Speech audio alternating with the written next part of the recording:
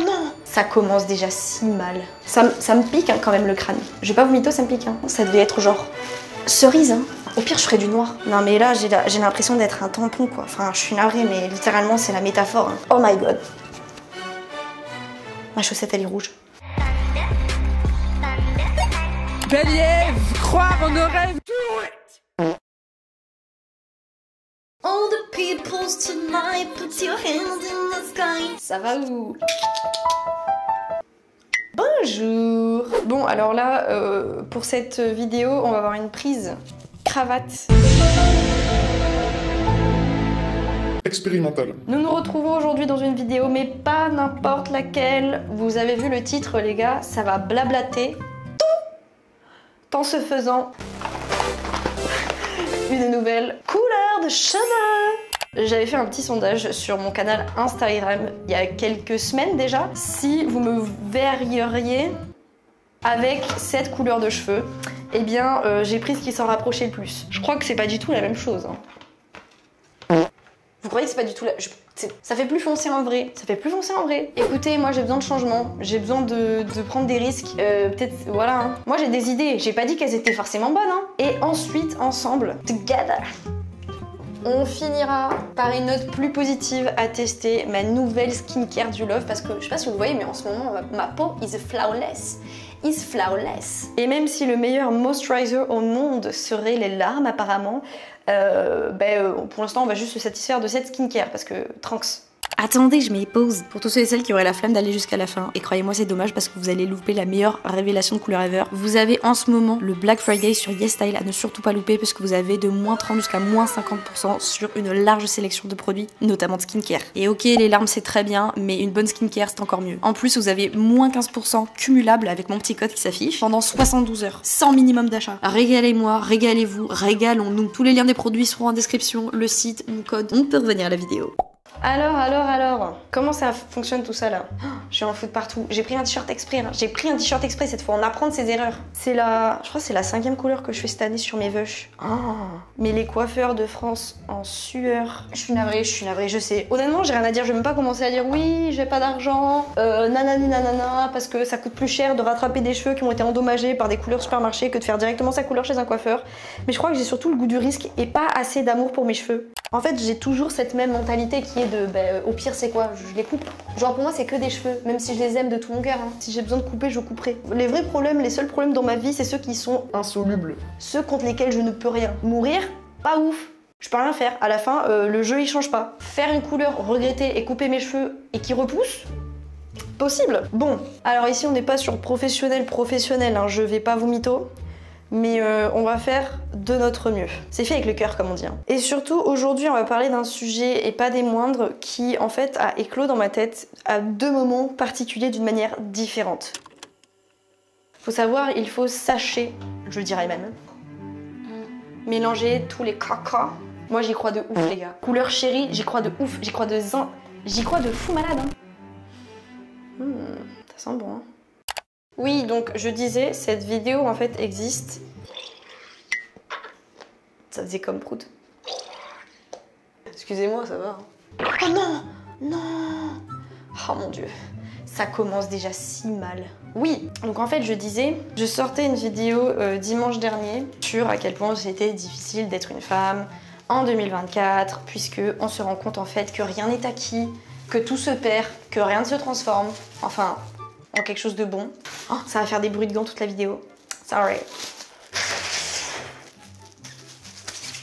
Et que donc c'était pas évident en fait comme constat et que c'était même très fatigant. Et voilà, l'objectif de la vidéo déjà c'était d'avoir un espace où parler de ces choses qui me peinent. Je ne pensais pas que voilà, ça allait autant trigger les hommes qu'une femme parle de ce qui lui fait du mal sans remettre leur existence en question, puisque encore une fois, bien sûr que nous subissons l'influence d'hommes qui rabaissent, mais qui dénigrent, qui harcèlent, mais une fois de plus, si tu ne te sens pas concerné, pourquoi tu réagis aussi violemment, tu vois? Une fois de plus, on ne laisse pas en fait la parole aux personnes qui subissent une oppression de parler sans le ramener aux personnes qui ne la subissent pas et qui font partie d'un système qui malheureusement le fait subir et où ils peuvent agir en fait à leur échelle. Mais bon, ça visiblement, Il y en a pas mal et j'étais très contente qu'ils l'ont relevé, mais la majorité, quand on voit la tronche de mes commentaires, c'est compliqué. Et donc je parcourais les commentaires. Franchement, je crois que j'ai répondu quasiment à tous. Après, bon, quand le débat était trop peu... Enfin, quand je voyais que ça servait à rien, j'arrêtais, parce que bon, voilà, je suis pas non plus bénévole. Mais j'ai pas mal répondu. Cette fois, je me suis dit justement, je veux pas en fait les laisser balancer de la D sous ma vidéo, je veux répondre. Et en gros, le truc c'est que sous un des commentaires, j'ai eu des commentaires de toutes sortes qui insultaient ma mère, mon père, ma personne tout entière, mon individualité, qui me souhaitaient la mort, qui me souhaitaient de me faire V. Ils politisent vraiment tous les propos de ma vidéo, mais anyway. J'ai eu un commentaire qui était « Chial, tu pisseras moins ». Et en fait, le truc, c'est qu'au-delà donc de cet aspect, ça m'a renvoyé à tout ce chemin de croix que je fais en ce moment sur les larmes, sur la souffrance, sur la peine, et sur la difficulté en fait qu'a le monde à entendre parler de la souffrance et à l'accepter sans la remettre en question ou sans essayer à tout prix de l'illégitimer. Et en fait, ça s'observe à tous les niveaux. J'ai fait un épisode de podcast qui est sorti mardi. D'ailleurs, ça reprend grave du service, donc je vous invite à aller suivre le podcast qui s'affichera ici et qui sera bien évidemment en description. Où je parlais, enfin je disais, vous avez tout intérêt à pleurer. Où j'abordais en fait plus d'un prisme personnel le besoin et les bienfaits de chialer. Vous voyez, genre de pleurer pour vous, à quel point c'était salvateur, à quel point de toute manière il fallait exulter la souffrance parce que y a personne qui le fera à votre place. Et en fait, avec tout ce qui s'est passé cette semaine, suite à la vidéo, au retour et tout machin, ça m'a plus fait penser en fait de manière générale que c'était insupportable plus parfois pour les autres, votre souffrance, que pour vous-même. Je m'explique. C'est que par exemple quand on voit la situation mondiale avec la Palestine, donc le génocide, etc., pas que la Palestine malheureusement, ce qui est insupportable pour les gens, c'est plus qu'on leur ramène le fait que c'est ce qui est en train de se passer, que la douleur que ces gens qui sont en train de subir ce qui est en train de se passer ressentent. Et c'est ça qui est assez incroyable. C'est que la première réaction de beaucoup de ces personnes, c'est de dire limite « Oh mais on préférait pas être au courant parce que ça fait chier ». Et c'est ça qui m'a vachement interrogée. C'est qu'on arrive à un point où la souffrance des autres ne pose pas un problème de « je souffre parce qu'ils souffrent », comme peuvent le ressentir des personnes très empathiques, hypersensibles, etc. C'est « ça me fait chier que tu souffres ». Et que tu le verbalises et que je le vois. D'où l'émergence de phrases « chial, tu pisseras moins ». Parce qu'on ne reconnaît absolument en fait aucune légitimité autre aux larmes que de te faire moins pisser le soir. Enfin, vous savez l'expression. Et moi, ça m'a vachement interrogée. C'est que je me suis dit, dans une société donc, où quand même il y a un accent qui est mis sur le développement perso, sur voilà, accepter ses émotions et tout machin, je me suis dit, mais si les individus les refusent chez les autres, en fait, est-ce que c'est pas contre-productif? C'est-à-dire qu'on n'a jamais été autant dans une société qui parle de thérapie, d'aller voir des psychologues. Et pour autant, d'un côté assez... le mot c'est quoi? Schizophrénique, un rapport schizophrénique. On a une société qui estime à notre place « Oui, mais t'as pas trop le droit de souffrir non plus ». Comme par exemple « Non, mais les Palestiniens, ils ont pas trop le droit de souffrir parce que, après tout, Israël est légitime à... ». Et c'est ça que je trouve fou. C'est qu'on ne vous demande pas de légitimer, bon déjà parce que faut voir les légitimations, mon Dieu, mais c'est surtout, en fait, il y a quelqu'un qui en face te dit qu'il souffre, il y a quelqu'un qui pleure, qui crie. Qui es-tu, au-delà de cette personne, pour dire si oui ou non c'est acceptable? Pourquoi la première réaction, c'est d'abord de se dire, est-ce que la personne elle est légitime à pleurer, oui ou non, et de faire un commentaire sur ça. Et moi, en fait, ça me gêne, parce que déjà je me suis rendu compte que, involontairement, je faisais parfois ce chemin dans ma tête. Pour moi notamment, bien sûr, c'est que dès qu'il m'arrive un truc pas agréable, que j'estime pas agréable, je le ressens, vous savez, quand bien même vous enfouissez tout au fond de vous et que vous êtes en mode le positif, rien que le positif, ce qui vous fait du mal, vous fait du mal. Vous le ressentez à un moment ou un autre, vous pouvez rien contre ça, ça vous prend. Parce que voilà, il n'y a pas tout qui peut être rationalisé, il n'y a pas tout qui peut être intellectualisé. Parfois on sait que c'est de la jalousie et que c'est infondé, etc. Ça ne nous empêche pas d'avoir mal et que ça nous fasse chier. Maintenant, le truc c'est que dans notre tête, je pense qu'il y a une différence entre accepter la souffrance, accepter les larmes, accepter l'expression de sa souffrance et sa légitimité. Enfin, en fait, sa justification. C'est que si vous allez voir quelqu'un en disant « je me suis cassé le bras », en général, c'est une justification que les gens ne remettent pas en question. La douleur physique, elle est difficile à remettre en question parce qu'elle est visible. Quand vous vous cassez le bras, il y a l'os qui ressort. Oh my god, je vois que ça devient rouge. Quand voilà, vous cassez le bras et que vous avez une blessure visible, les gens peuvent pas remettre question, parce qu'en fait c'est devant leurs yeux. Par contre, quand on est sur l'ordre de l'invisible, donc ce qui se passe dans la tête, des sentiments, des émotions, de comment voilà, des comportements, des mots de certaines personnes peuvent vous affecter, là, les gens vont se permettre un avis, etc. parce que ce n'est pas visible, donc pas aussi facilement attestable. Et les gens, du coup, vont se permettre de vous dire si oui ou non, ça vaut la peine d'être visible. En tant que ça va être reconnu. Si c'est reconnu, ça va être audible, visible en termes larges, mais vous avez compris. Et moi, c'est cet aspect qui me pose problème. Et parce que non seulement l'avoir envers les autres, c'est un problème, mais c'est aussi quelque chose qui se passe et qui est tout à fait normal, je pense, parce qu'on nous l'a inscrit dans la tête. On le reproduit en fait sur les autres parce qu'on le fait pour nous-mêmes. C'est-à-dire que quand on va voir quelqu'un qui pleure, selon nous, démesurément par rapport à ce qui lui arrive, on ne pourra pas s'empêcher d'avoir un petit côté jugeant de ah, ça va, c'est pas la fin du monde, hein. C'est le fameux une personne qui pleure parce qu'elle a eu 17 au contrôle et pas 19, on va se dire non mais cache elle abuse. Alors qu'encore une fois, vous ne savez pas en fait à quoi ça renvoie à la personne. Certes, on n'est pas sur le mal du siècle, certes, on n'est pas sur un enfant qui meurt de faim dans le monde, et d'ailleurs ça personne ne l'a dit et personne ne l'a remis en question, mais une fois de plus, en fait, vous n'allez rien soigner de cette manière, enfin si vous réfléchissez comme ça, vous n'allez rien soigner. C'est comme dire à quelqu'un qui s'est foulé la cheville, regarde la personne à côté, elle s'est pété le bras, ça va pas la faire guérir en fait à un moment. Par contre, lui mettre une attelle, possiblement. Bien sûr, si la personne vient vous dire je souffre plus que quiconque au monde, là on est libre, encore une fois, de remettre l'église au milieu du village. Là c'est pas le cas. C'est que sur l'expression de la souffrance, pourquoi c'est impossible pour cette personne de pleurer? Une fois de plus, vous ne savez pas en fait à quoi ça renvoie. Vous ne savez pas ce que c'est le rapport de cette personne à la perfection scolaire. Vous ne savez pas ce que ça renvoie chez elle. Peut-être que c'est les seules choses où elle considère qu'elle a confiance et que ça, pour elle, c'est un traumatisme dont vous n'avez pas idée. Et si vous, c'est pas vos traumatismes, mais tant mieux. Mais tant mieux. Mais n'allez pas trifouiller en fait chez les autres ce qui est censé être un bon traumatisme et ce qui est censé être un mauvais traumatisme. Parce qu'encore une fois, quand je vais sous la vidéo donc, de la semaine dernière, où j'expose tous les points qui font que je suis très mal à l'aise d'être une femme dans ma société pour beaucoup de points, sur ma liberté de m'habiller, sur ma liberté de parole, sur ma liberté de plein de points, j'ai des mecs qui viennent me dire « Ah non mais toi ça va, la petite bourgeoise privilégiée ». Alors déjà les gars, franchement, si j'étais bourgeoise, je serais pas en train de faire une coloration super mâchée devant votre gueule. De deux, c'est que même si j'étais une femme bourgeoise, encore une fois, je ne suis pas en train de dire que je suis la personne qui souffre le plus au monde. Je sais que parmi les femmes, je fais partie de femmes blanches, privilégiées. Donc ça, je ne le remets pas en question.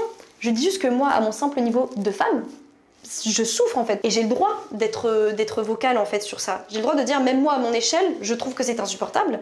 Et je vais en parler. Donc bien sûr, ça c'était impossible à entendre. Et la réflexion qu'on me faisait, c'était donc déjà, t'as pas du tout voix au chapitre parce que t'es privilégiée. Et la deuxième chose qu'on me disait, c'était non mais ça va, au pire t'as juste à mettre un pantalon, ça va, c'est pas juste parce que tu peux pas mettre une jupe que tu dois chouiner. Et là j'étais en mode, mais déjà Jean-Jacques, tu as 50 balais, tu es un homme blanc, je le vois sur ta photo de profil. Donc bien sûr que tu peux pas savoir ce que ça fait. Je crois pas que tu mettes des jupes tous les jours de ta vie, parce que sinon tu mettrais pas ce genre de commentaires. Et de deux, c'est de dire mais qui es-tu pour estimer ce qui est une peine légitime pour moi ou non? Le fait de ne pas pouvoir exercer mon droit fondamental de me vêtir comme je le souhaite, sans être déshabillée du regard par des hommes qui pourraient être mes gros darons, c'est selon moi déjà suffisant pour souffrir et pour le verbaliser. Et encore une fois, si tu trouves que c'est pas une raison légitime, mais déjà, bon, c'est pas ton dos, mais tais-toi, tu vois. Moi, il y a plein de choses où je suis pas nécessairement d'accord, vous voyez, sur les réseaux, sur l'expression de pensée, etc. Tant que ça vient pas, comment dire, diffamer des choses, apporter de très mauvaises informations qui pourront potentiellement avoir des répercussions gravissimes, je vais pas, en fait, relever. Je vais juste passer mon chemin et c'est tout. Je vais juste peut-être potentiellement voilà, restreindre la personne ou même la bloquer si son contenu je le trouve vraiment chiant à mourir et qu'il revient trop souvent dans mes courtois. Mais c'est tout. Je vais pas être à dire à la personne si ce qu'elle avance, elle a le droit de le dire ou pas. Encore une fois, quand on n'est pas sur des grosses âneries et énormeries qui transgressent en fait des valeurs fondamentales. Pourquoi c'est pas possible que nous vivions... Putain, j'en fous partout. J'efface avec ma chaussette. Hein. Oh my god. Ma chaussette, elle est rouge. Genre rouge. Bon, un problème à la fois, comme disait Platon. Et ça m'a vachement ouvert les yeux. Ce qui est très drôle, c'est que j'ai fait l'épisode de podcast que j'ai posté mardi. Et aujourd'hui, ma pensée elle va au-delà du fait que pleurer, ça vous permet d'évacuer chez vous. Parce que vous savez, les gens qui prennent beaucoup sur eux, on tend à dire que c'est les personnes les plus fortes parce qu'en fait, elles emmerdent personne. Alors déjà, c'est pas ça la force. Hein. Parce que, honnêtement, écoute-moi bien. Si t'es ma pote, mon partenaire, ma famille, ce que tu veux, patati patata, tu ne m'emmerderas pas. C'est le but des êtres humains en fait. On est là pour partager nos joies, diviser nos peines.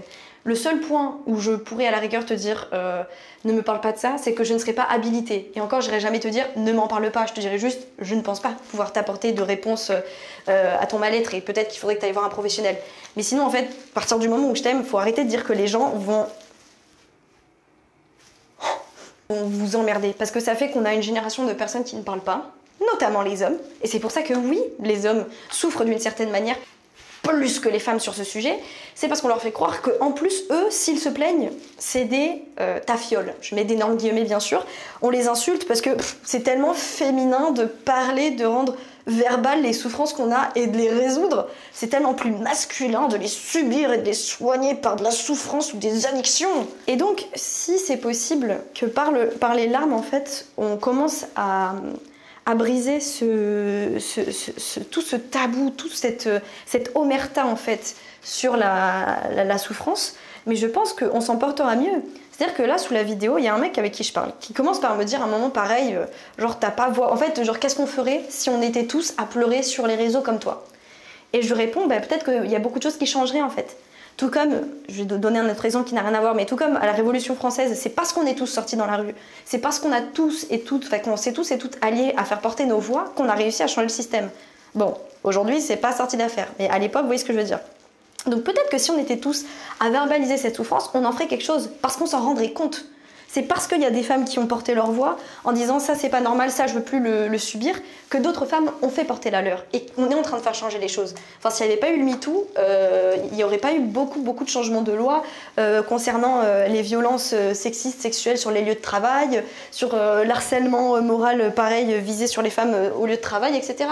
Donc heureusement en fait c'est par la parole qu'on permet de déconstruire tout ça, donc bien sûr qu'il faut parler. Et c'est pour ça que moi j'ai rendu vocale en fait ma voix et que bon j'ai montré ma face et tout en le faisant, c'est pas juste un épisode de podcast, je voulais être vue en fait. Ce qui dérange les gens avec les larmes, c'est qu'ils n'aiment pas que l'on rende visible la souffrance. Ils n'aiment pas que l'on parle de la souffrance parce que ça les titille chez eux la souffrance. Parce que la souffrance elle impose une réaction.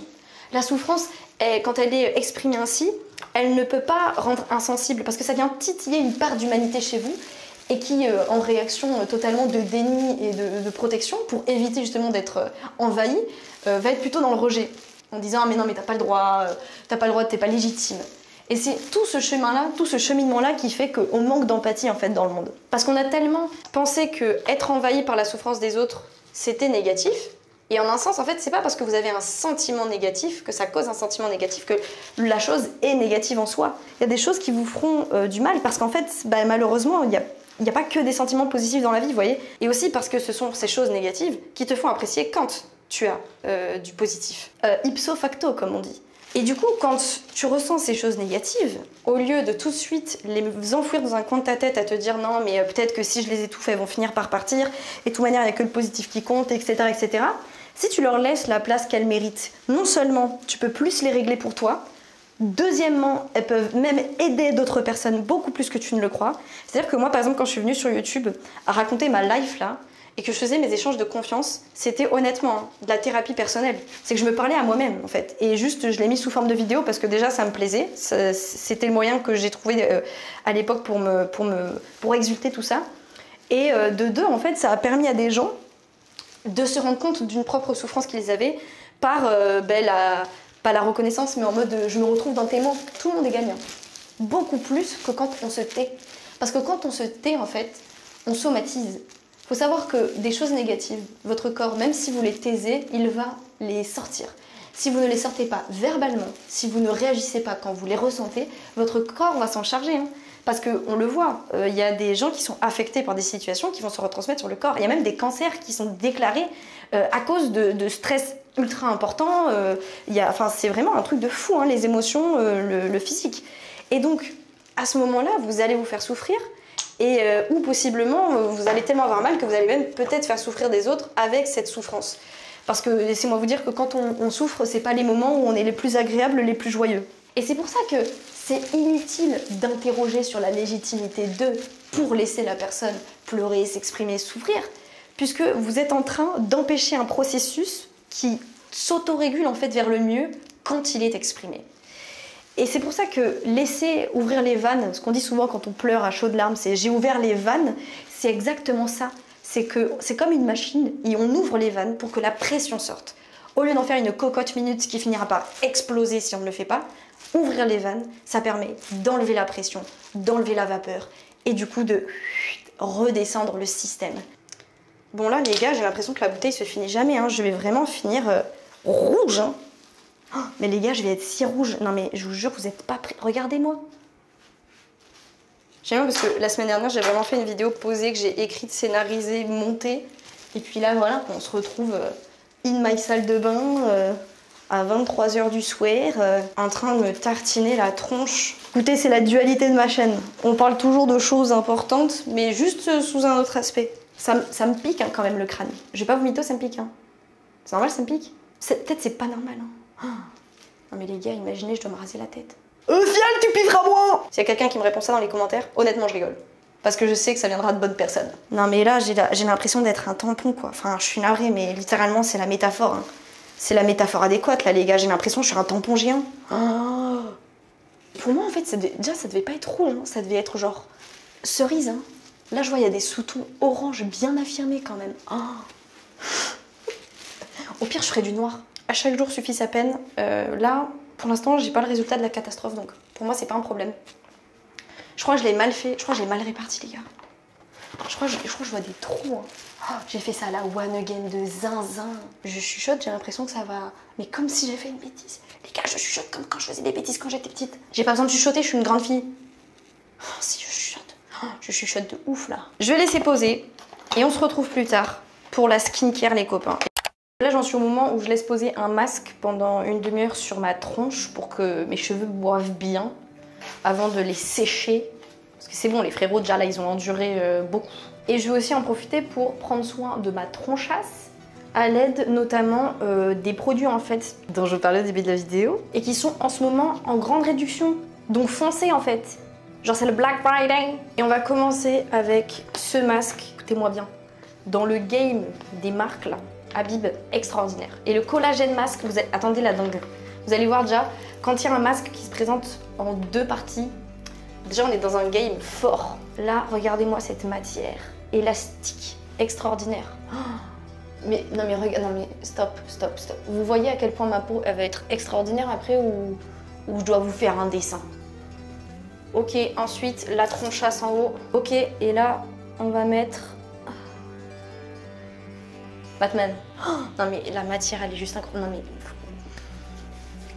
carrément je m'en frotte les mains d'avance. Et quand donc je serai toute séchée des cheveux, je pourrai faire la dernière partie de ma skincare comme ça, mais je vais être glowy les gars. Demain je vais me réveiller carrément, je vais me dire mais qui êtes-vous madame? Attendez. On attend j'ai dit? Là vous devez vous dire non mais la go nous a menti. Non en vérité, en fait je vous explique, parce que là vous voyez déjà qu'il y a une supercherie. Je vous explique, calmatos. Il s'avère que c'était un rouge caramel. Tout à l'heure, en fait, je vais vous dire comme ça s'est passé. Je me suis séché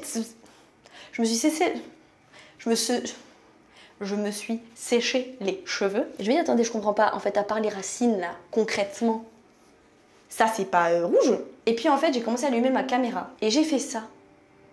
Vous voyez ce que je veux dire?